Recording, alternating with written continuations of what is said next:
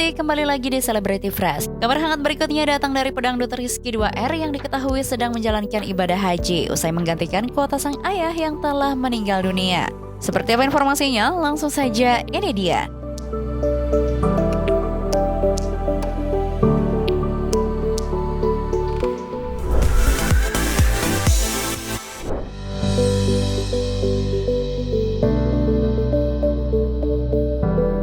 Besti, kabar terbaru datang dari pedangdut tampan Rizky 2R yang tengah membawa kabar bahagia sekaligus penuh haru. Besti, tahu gak sih kalau Rizky saat ini sedang berada di Tanah Suci untuk menunaikan ibadah haji?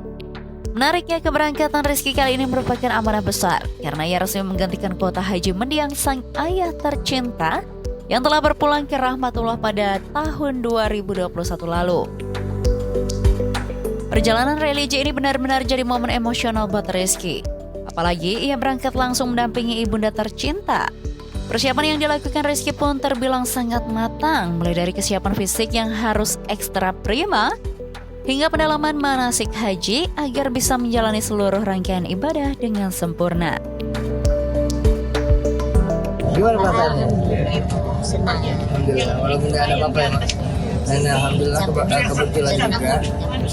Iya, senang campur sedih gitu Mama. Kalau untuk Iki sendiri menggantikan porsinya almarhum Bapak di tahun 2021 Bapak meninggal. Itu cukup lama juga untuk prosesnya, kemarin ngurusnya, pelimpahan. Kenapa Iki? Karena mungkin Iki yang dipanggil, itu udah gitu juga udah ditawarkan ke penggantinya. Iya, pada belum siap. Jadi mungkin ya alhamdulillah Iki yang terpanggil insyaallah. Itu sama mama juga untuk nemenin. Kalau untuk perasaan yang sedih, senang juga. Tak hanya mempersiapkan barang untuk dirinya sendiri, Rizky juga memastikan ibunda tercinta berangkat dengan persiapan yang matang. Dan ternyata menurut Rizky, hal yang wajib dibawa adalah obat-obatan. Pertama tuh kalau untuk orang tua itu ya pastinya perlengkapan obat-obatan memang ada. Misalkan penyakit bawaan, obat yang harus dikonsumsi setiap hari mungkin harus dibawa, disiapkan. Kalaupun tidak sakit, tetap juga dipersiapkan untuk jemaah yang lain juga. Nah, kalau untuk persiapan dari perlengkapan baju, gigi ya, sikat gigi semuanya itu penuh covernya karena memang untuk 40 hari kita di sana insyaallah. Jadi perlengkapan untuk baju-baju pastinya banyak. Baju-baju untuk sholat lah pastinya ya, yang bagus-bagus yang kita bawa karena untuk ibadah juga. Selama menjalankan ibadah, Rizky juga memperlihatkan suasana setelah selesai menunaikan sholat.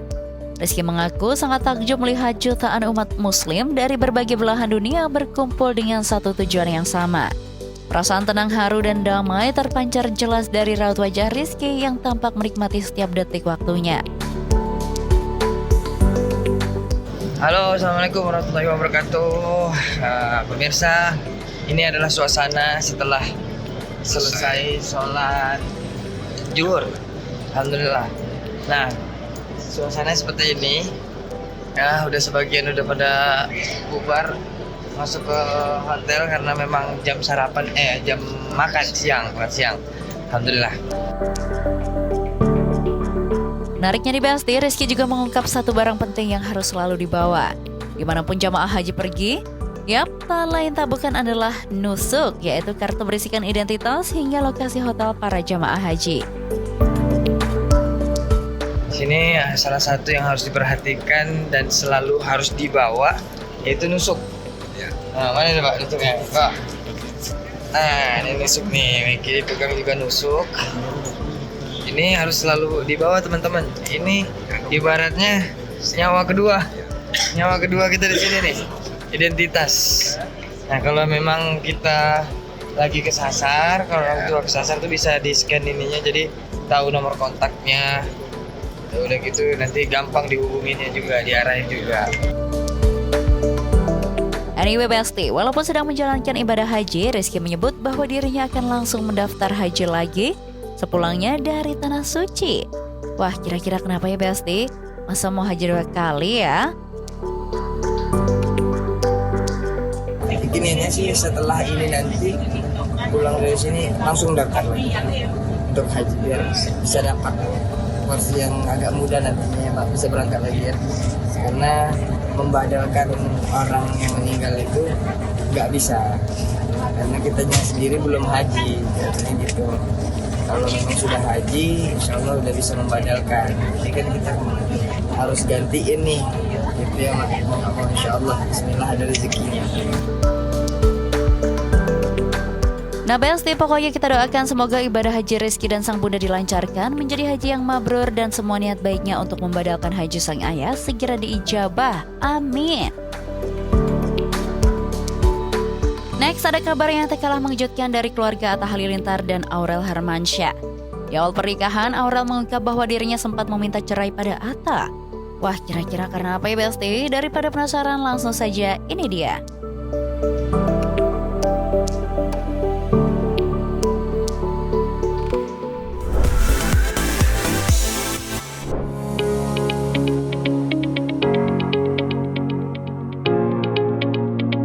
Besti, kabar kali ini datang dari pasangan fenomenal Atta Halilintar dan Aurel Hermansyah.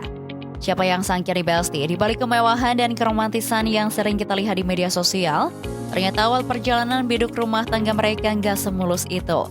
Aurel sendiri belak-belakan mengungkap kalau tahun pertama pernikahan mereka justru dipenuhi dengan konflik dan ego yang sama-sama tinggi.